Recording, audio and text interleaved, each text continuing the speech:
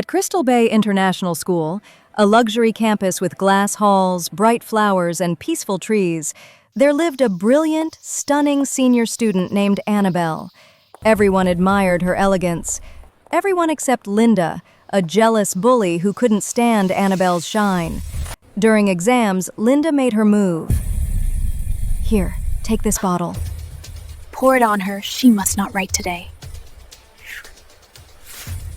In the sunny school courtyard, students walked past in their uniforms.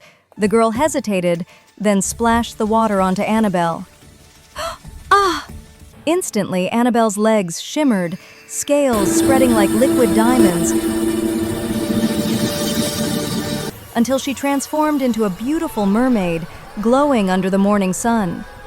What is happening? Linda stumbled back toward the fountain as the ground beneath her rippled like water.